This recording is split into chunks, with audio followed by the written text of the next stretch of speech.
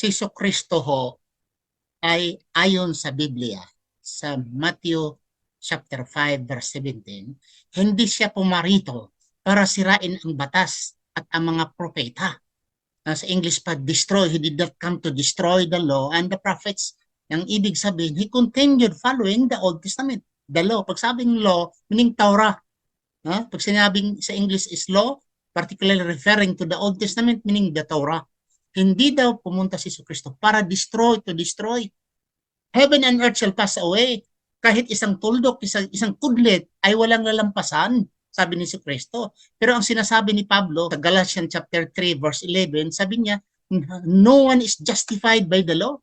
No one is justified by the law. Kasi din sa Romans chapter 6 verse 14 sa Tagalog, sapagkat hindi na dapat maghari sa inyo ang kasalanan dahil kayo'y wala na sa ilalim ng kautusan, ng batas, kundi sa ilalim ng kagandahang loob ng Diyos.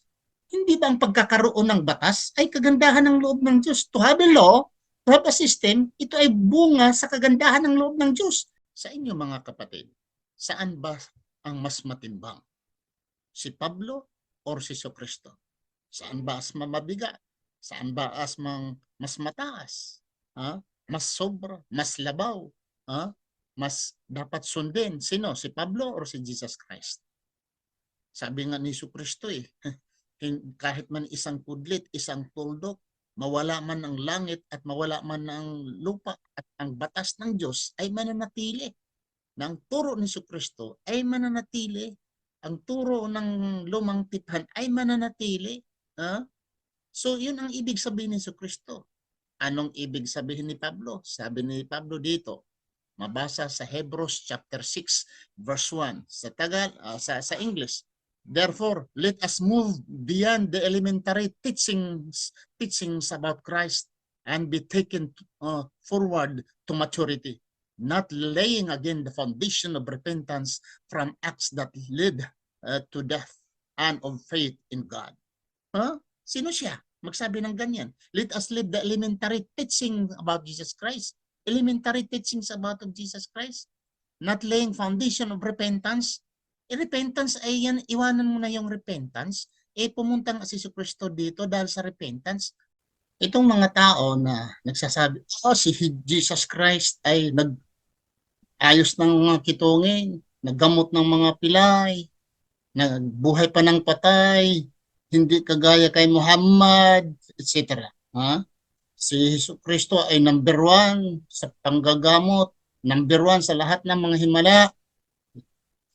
Ang sabi ko, ang isagot ko nito, ito ay mga taong nagsasalita ganyan, tanga at walang alam sa Biblia. Magsabi ko ay wala talagang alam sa Biblia. Dahil kailanman hindi si Jesucristo nagsabi sa kanyang kapangyarihan.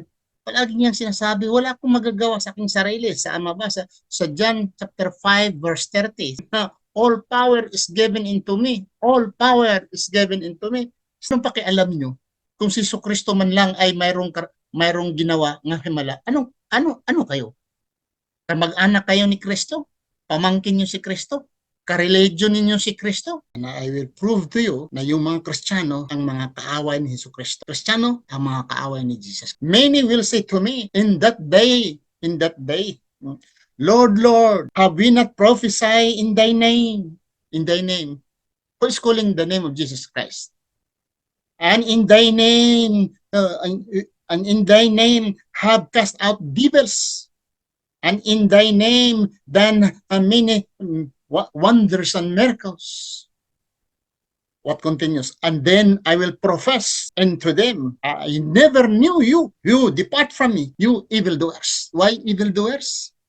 Who is calling Jesus Christ Lord, Lord? You are evildoers according to Jesus Christ. Why? Because Jesus Christ told you that he said, there is only one God, there is only one Lord in heaven, and you are calling himself, Jesus Christ, as Lord and God. Kung mag-quote ikaw sa Quran, hadith, sabi na, toro ang barbero yan, salitang barbero yan, gawa-gawa ng tao yan na hindi naman propeta, sino ba yan si Allah? Wala kayong mapapala kung ganito ang mentality ng tao.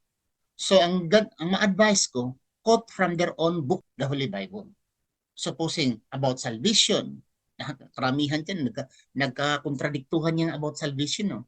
About Jesus Christ, nagkakontrahan din yung turo about kay Jesus Christ. Whether the Bible Word of God or not, kakontrahan din yan. Any subject sa Biblia ay pwedeng ikontra mo. That's why, kung Iglesia ni Cristo ka, mayroon silang pangbato laban sa mga Katoliko. Kung sa Badista naman sila, may panglaban sila sa ibang mga relihiyon. Kung Jehovah's Witness naman sila, may panglaban. Actually, ang Biblia, pwedeng banggain. Gagawa ka ng relihiyon kahit anong gusto mo ayon sa Biblia. You can prove it by your own.